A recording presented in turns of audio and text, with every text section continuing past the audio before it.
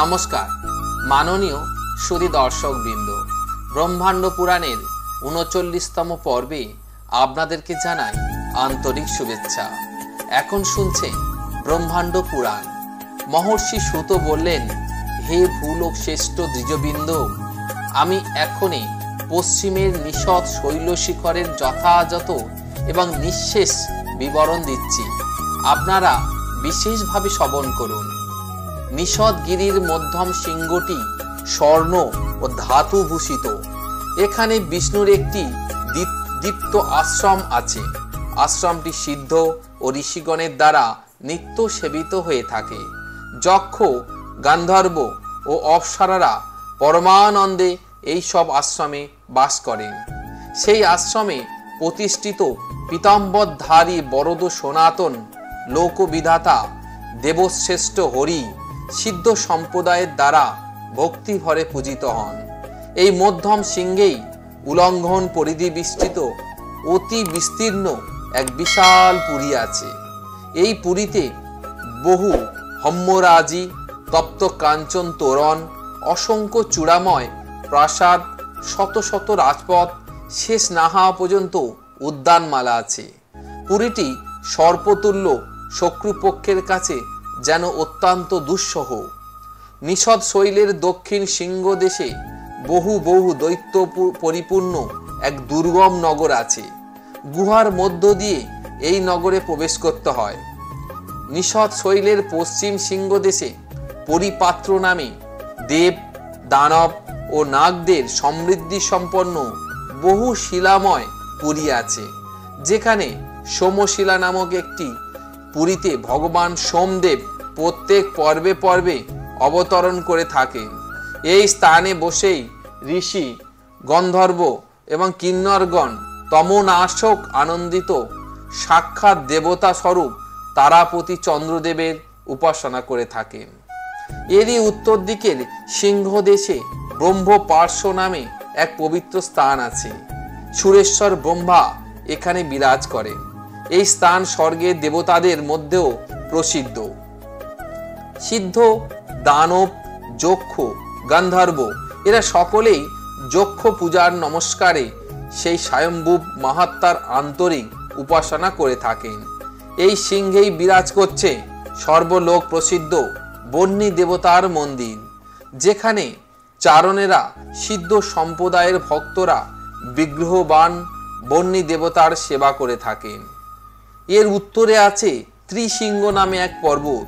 এই মনোহর পর্বতে নানা ভূত গণেরালয় ত্রিলোক প্রসিদ্ধ হেমচিত্র নামে এক পুরী আছে।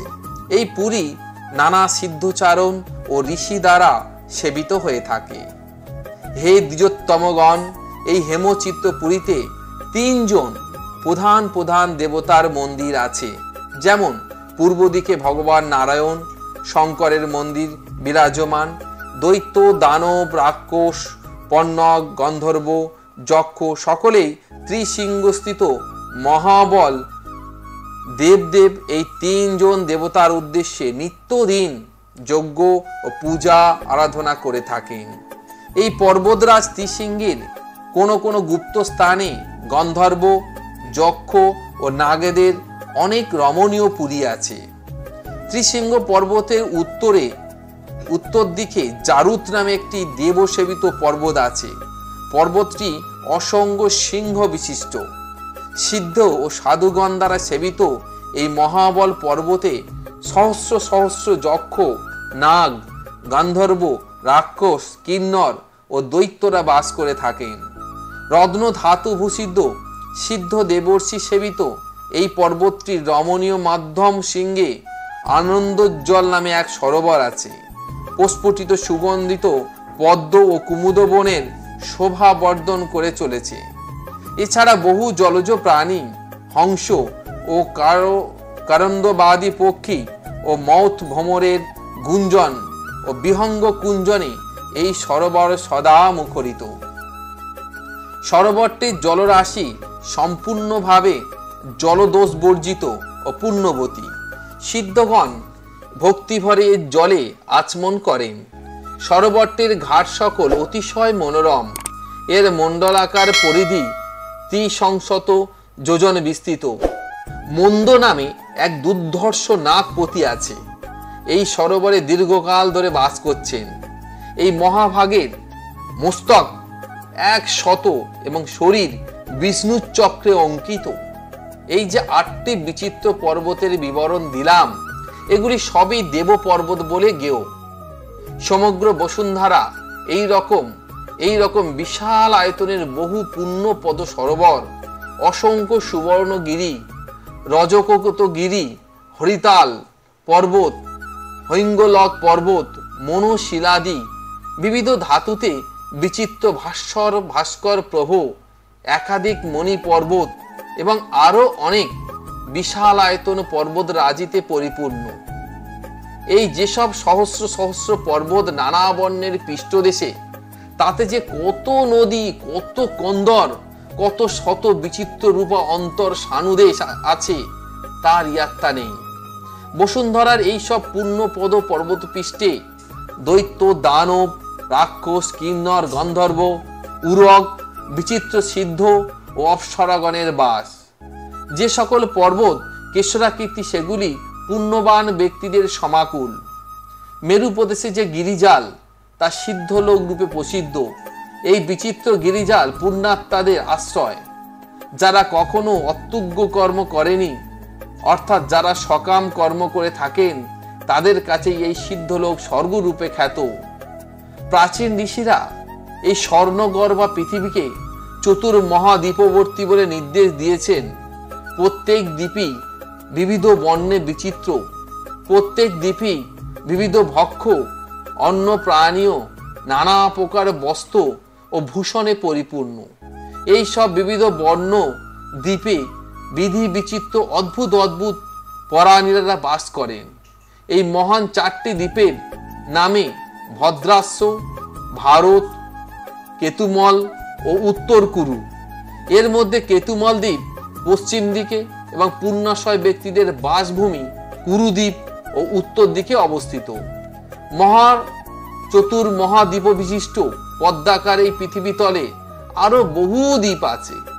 হে দ্বিজবিন্দু, এই সকল দ্বীপসমূহের কথা আমি আগেই বলেছি। মনে রাখবেন, সেই সব দ্বীপগুলি কিন্তু এই 4টি মহাদ্বীপেরই অন্তর্গত। শৈলশিখর বনাঞ্চল ও কাননে কাননে শোভিত বহু দূর বিস্তৃত এই সমগ্র পৃথিবীলোক পদ্ম নামে পণ্ডিত সমাজে অভিহিত হয়ে থাকে। এই পৃথিবী তলেই সর্বপ্রাণীর ব্যবহার্য ব্রহ্মলোক, দেবাসুর লোক ও মনুষ্য লোক নামে 3টি লোক প্রতিষ্ঠিত আছে। লোকপদ্মের যে স্থান শব্দ, স্পর্শ, গন্ধ, বর্ণ, রসে পরিপূর্ণ, যে স্থান চন্দ্র সূর্যের কিরণ ছটায় পরিব্যাপ্ত, সেই স্থানকে জগৎ নামে অভিহিত করা হয়। শ্রুতিতে এই লোকপদ্মই পদ্ম নামে চিহ্নিত বা নির্দেশিত হয়েছে। হে ঋষিগণ, সকল পুরাণী এই ক্রম অত্যন্ত সুপরিচিত বলে জানবেন। নমস্কার মাননীয় সুধী দর্শকবৃন্দ, যারা এতক্ষণ এই মহাব্রহ্মাণ্ড পুরাণ পাঠ শ্রবণ করলেন, তাদেরকে জানাই আন্তরিক শুভেচ্ছা, ভালোবাসা ও ধন্যবাদ। আপনাদের সাথে দেখা হবে আবার আগামী পর্বে। ততক্ষণ আপনারা সুস্থ থাকবেন ও ভালো থাকবেন। নমস্কার।